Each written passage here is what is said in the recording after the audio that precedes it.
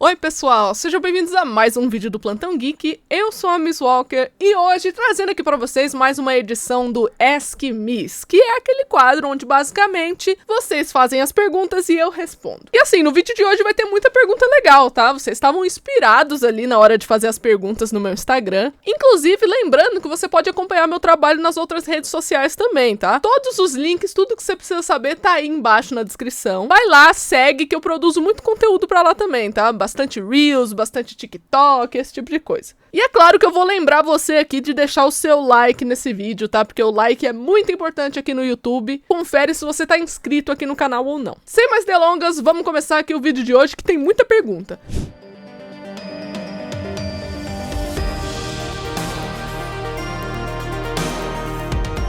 Vit KLF. Oi Miss, tudo bem? Já tentou seguir pelo ramo da fotografia? Então, eu não sei se o Vit quis dizer aqui se eu já tentei seguir o ramo da fotografia no sentido de ser fotógrafa de evento e esse tipo de coisa. Porque assim, eu trabalho no ramo da fotografia, tecnicamente falando. Uma das minhas especializações é justamente cinematografia, né? Que é a fotografia aplicada no cinema. Mas eu também já fiz muito trabalho de fotógrafa por aí, já fiz trabalho de direção de fotografia. Gosto bastante de bater foto, tá passando algumas fotos aqui que eu já bati na minha vida, alguns dos meus trabalhos nesse ramo específico da fotografia. Então assim, se for referente a isso, eu já estou no ramo da fotografia. Se for agora referente a evento, então não. Realmente eu nunca tive interesse por essa parte de evento aí, não. Edilma, qual é o seu personagem favorito do Chaves? Isso é uma coisa interessante, né? Porque eu venho percebendo aí uma volta do Chaves, né? Ainda bem, porque Chaves, gente, Chaves, Chapolin, essas séries aí, é o puro suco do humor. Pra mim, nunca deveria ser esquecido. Tu sabe o que eu te faço? O quê?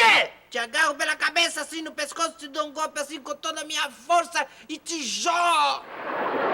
Então eu acho que é porque talvez Chaves voltou a ser acessado pelos streamings, juntamente ali com a série que é sobre a história do Roberto Bolanhos. Eu não sei se foi uma mistura desses fatos que trouxeram aí Chaves de volta na boca do povo. Então eu acho que por isso que veio essa pergunta aqui pra mim, né? Cara, minha personagem favorita do Chaves, pelo menos a que eu mais dava risada, era a Chiquinha, também conhecida no Twitter como Little Chica. Professor Girafales, eu posso fazer uma observação? Sim.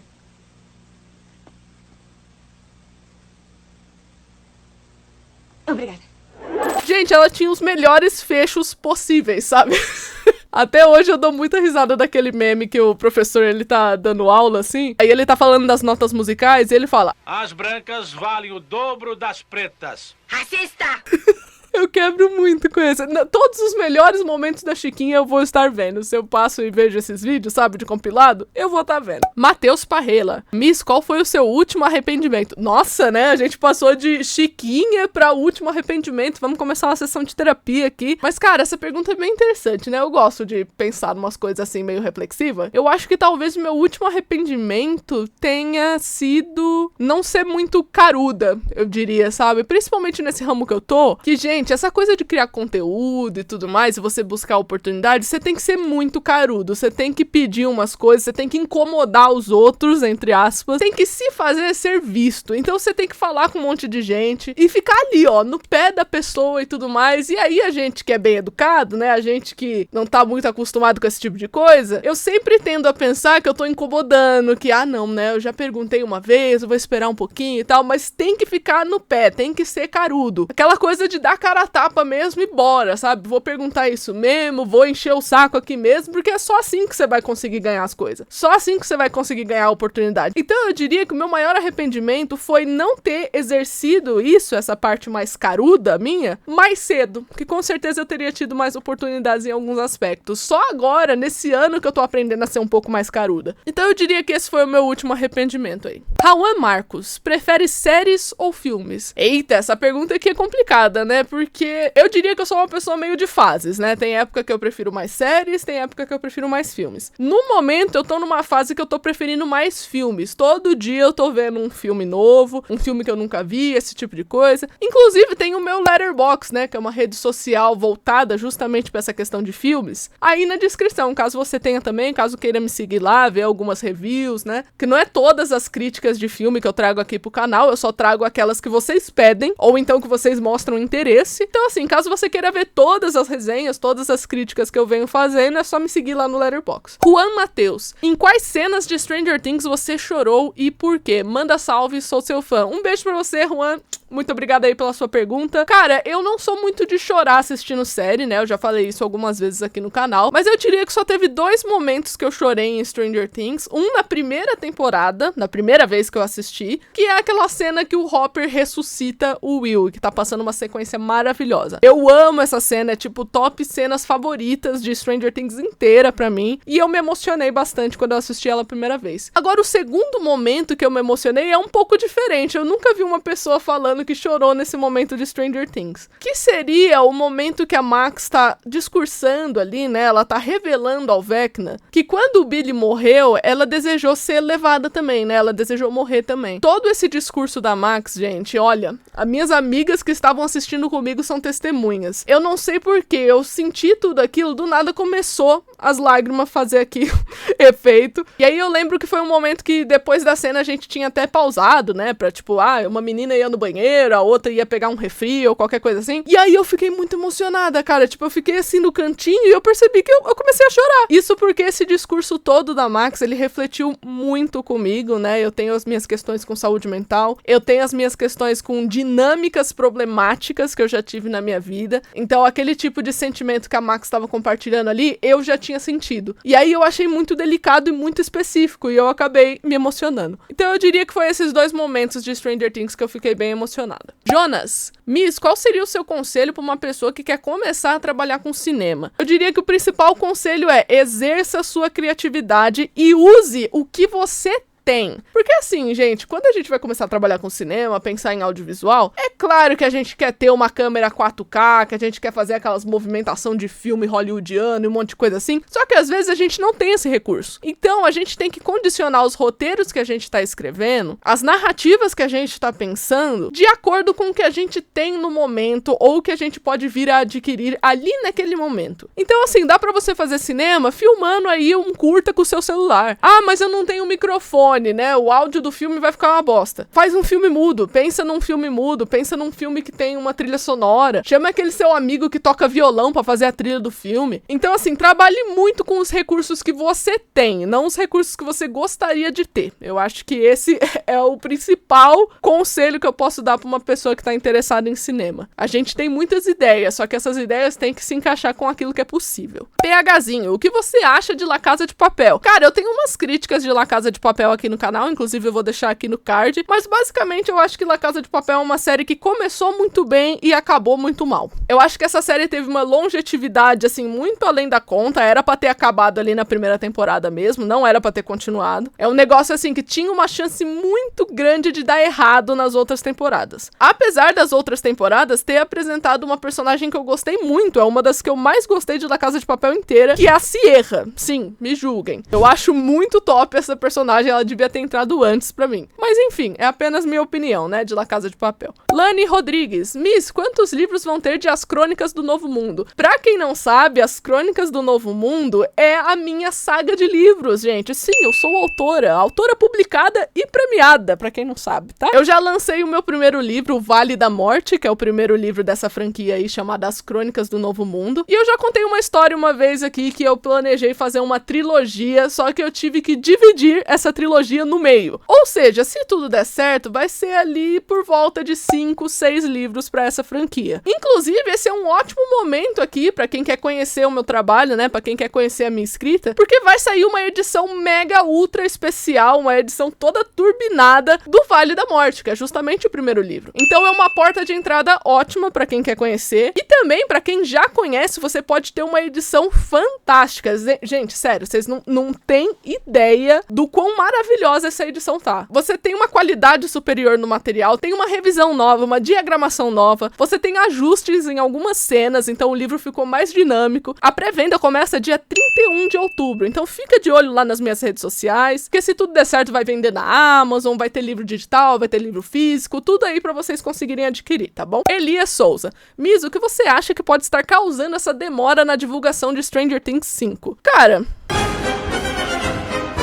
Eu tenho vídeos aqui no canal falando sobre o trabalho da produção executiva de Stranger Things, que é o Shawn Levy que faz. Então, assim, muitas das decisões de marketing, de publicidade, quem bola essas coisas é o Shawn Levy. Tem muita gente que não sabe a diferença da função do Shawn Levy como produtor executivo pros criadores da série, que são os Duffer Brothers. Inclusive, os Duffers também são produtores executivos, só que eles não são o que é chamado de produtor executivo primário, que é justamente o Shawn Levy. Se você quer saber mais sobre essa coisa de produtor executivo, dessa questão do marketing de Stranger Things tá demorando tanto, porque essa não é a primeira vez que tá dando alguma cagada aí com Stranger Things, eu vou deixar tudo aqui no card pra você ver, tá bom? Inclusive, na 4ª temporada, por conta de algumas coisas que o Shawn Levy fez errado, todos os atores da série foram retirados do Emmy. Tipo, eles não puderam ser cogitados ali pro Emmy, né, pra ser premiado e tudo mais, porque o Shawn Levy não fez o trabalho dele direito, basicamente. Ele não soube contabilizar umas coisas que era básica. Então, assim, esse problema de divulgação da série, gente, ó, é carta marcada aqui no Plantão Geek faz tempo. Dani Artes. Miss, eu estou escrevendo um roteiro. Opa, parabéns! Eu já dou parabéns logo de cara, porque é muito difícil começar coisas, tá? Então eu incentivo muito pessoas que começam, que tomam iniciativa para iniciar um projeto. Inclusive, eu incentivo bastante os meus alunos lá no meu curso de Fundamentos da Narrativa, que tá na descrição também. Lá eu falo tudo sobre como é que você pode tirar o seu projeto do papel, inclusive. Queria saber se um episódio tem que seguir aquele ritmo clássico, introdução, clímax, solução, ou isso vai depender do que o autor quer passar. Então, né, essa coisa de criar uma história, né, de você ter ali introdução, clímax e solução é praticamente automático. Isso é uma questão que é muito interessante, que eu puxo essa reflexão com vocês, que contar histórias, gente, contar narrativas, ela só foi possível você categorizar ali algumas coisas como introdução, clímax, primeiro ato, segundo ato, e você só conseguiu criar esses rótulos e esses nomes porque o ser humano, ele tem um padrão de contar história. Sempre que você vai contar uma historinha pra alguém, uma fofoca pra alguém, você faz justamente isso daqui, ó, introdução, clímax e solução. Por exemplo, se eu vou contar uma fofoca pra vocês, eu vou lá e falo assim, então, teve uma vez que eu tava na rua, assim, mais ou menos à tarde, eu tava voltando do dentista e eu acabei encontrando uma nota de R$20 na rua. Só que aí eu percebi que essa nota de R$20, ela tinha dono, na verdade. E aí vem um cara me pedir essa nota de R$20. Falei uma história muito nada a ver, mas beleza, foi a primeira que veio na minha cabeça. Que não é real, inclusive, tá? É só uma hipótese. Só do jeito que eu contei aqui, o que eu já fiz? Ambientação, já inseri personagens, no caso eu e o outro rapaz, coloquei um momento de clímax, que seria o momento que eu achei o dinheiro, e coloquei um obstáculo na minha narrativa, né? Exemplifiquei um problema, que foi o cara falar que o dinheiro era dele. Isso tudo aqui, gente, é primeiro ato. Eu tive que me concentrar pra falar, não, pra eu começar uma história, eu preciso contar o primeiro ato, eu preciso contar uma introdução. Não, eu não tive que me esforçar. Por quê? Porque isso é justamente um padrão estudável do ser humano. Então, respondendo a sua pergunta sobre ter que seguir aquele ritmo clássico ou não, tecnicamente, não, mas você vai acabar seguindo de qualquer jeito, porque é assim que se conta uma história, basicamente. Você tem obras que a introdução é maior, que o clímax é maior, e aí sim depende do que o autor quer passar. Só que esses estágios, essas etapas, sempre vai ter. Camila Simões. Miss, tem uma série que é super aceita, elogiada pela crítica, ou aquela série que todo mundo gosta, mas por algum motivo você não conseguiu gostar? Sim. Tem. Muita gente já me pediu pra fazer vídeo, por exemplo, de Outer Banks, e eu respondi a mesma coisa pra essas pessoas, que foi, eu não curti muito essa série. E tá tudo bem, gente, cada um pode gostar da sua série aí, à vontade. Tem coisas muito bacanas, tecnicamente falando, em Outer Banks, só que não é o meu tipo de série. Sinto muito. Mota. Miss, como você decidiu seguir nessa área do cinema? Eu vejo seus vídeos e fico apaixonada por esse universo. Pô, muito obrigada, um beijo pra você. Valeu demais pela sua pergunta. E, cara, eu diria que eu decidi seguir esse rumo do cinema já criança, né? Só que eu não sabia que isso era uma profissão. Isso porque eu sempre amei criar histórias, né? Eu sempre gostava de, por exemplo, pegar todos os brinquedos que eu tinha e colocar tudo numa única coisa, né? Então eu colocava uns monta-montas, aí criava uma cidade, nessa cidade tinha uns dinossauros, porque eu tinha uns dinossaurinhos ali também. E eu não simplesmente brincava, sabe? Eu criava toda uma narrativa em volta daquilo, toda uma história. historinha, e no dia seguinte eu continuava essa mesma historinha, então era como se fosse episódios de série na minha cabeça. Sempre gostei de ler, sempre gostei de escrever, ou seja, eu tive contato com narrativas desde sempre. Foi dessa forma que eu conheci essa profissão e, sinceramente, eu acho que tudo na minha vida aconteceu pra eu me direcionar a isso, sabe? Essa parte de escrita, essa parte de fotografia, foi tudo pensando em narrativa, foi tudo pensando em ser capaz de criar uma história que emocionasse as pessoas, que fizessem elas sentirem alguma coisa. Nicole, o que você faria, faculdade ou profissão, que não tem nada a ver com você,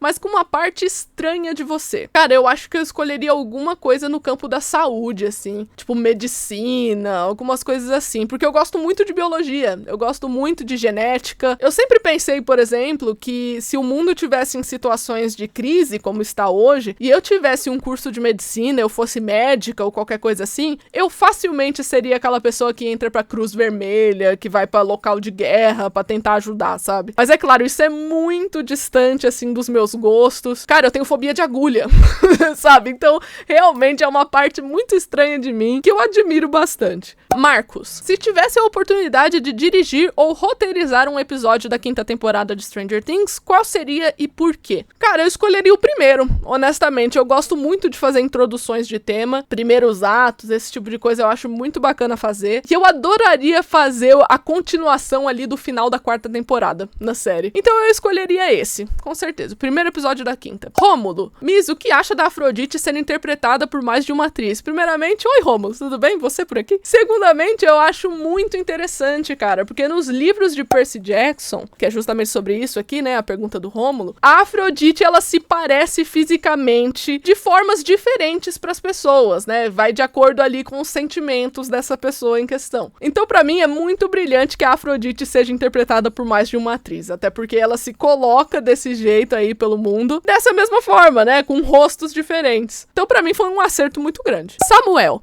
estuda cinema há quantos anos? Cara, eu acho que nesse ano vai fazer 11 anos que eu tô aí estudando no ramo do cinema, né, que eu tive a minha formação e tudo mais, e eu continuo estudando até hoje. Não vejo aí um momento que eu vá parar de estudar cinema, apesar de já ser formada. Henrique, se você pudesse escolher algo pra acontecer na última temporada de Stranger Things, o que seria? A volta da Terry Ives e a volta da Callie. Eu acho essas personagens muito essenciais e muito fundamentais pra você simplesmente esquecer elas de lado. Então, se eu fosse escolher uma coisa, eu escolheria isso. Luá Bonvino, quando que você teve a ideia da história do seu livro? Cara, foi em 2013 que eu tive a ideia do meu livro, foi quando eu escrevi ele, na verdade. Só que eu levei anos e anos, né, praticamente uma década pra eu tirar ele do papel e fazer acontecer, porque primeiro eu tava muito insegura, né, eu comecei a escrever como uma forma de me expressar. Eu nunca fui uma pessoa muito emocionalmente aberta, então eu precisava de uma forma de me expressar. E aí eu criei uma história, eu criei personagens pra dizer exatamente o que eu tava sentindo. E ao mesmo tempo criei histórias, né, criei ali uma narrativa que, como eu tava falando nesse vídeo, foi algo que eu sempre gostei de fazer. Então eu escrevi em 2013 por conta de um sonho que eu tive, ou melhor dizendo, né, um pesadelo. Foi a única vez que isso aconteceu na minha vida, inclusive. Eu tive um pesadelo, gente, que tipo, por 2, 3 dias seguidos, foi praticamente o mesmo pesadelo. Tipo, mudou pouquíssimas coisas. Parecia como se fosse sequência. E isso nunca aconteceu na minha vida. Foi a primeira e única vez que isso rolou. Então eu decidi interpretar como sinal divino, sabe? Que eu devia fazer alguma coisa com aquilo. Inclusive, o primeiro livro eu escrevi na mão num caderno de 10 matérias, gente. Porque eu tava na escola ainda. Então, assim, nos intervalos entre os exercícios, na hora do recreio, esse tipo de coisa, eu tinha esse caderno de 10 matérias onde eu começava a escrever várias coisas, vários capítulos, e depois eu organizava em casa. NZ Edit, como iniciar a trabalhar em cinema pra quem não sabe bosta nenhuma.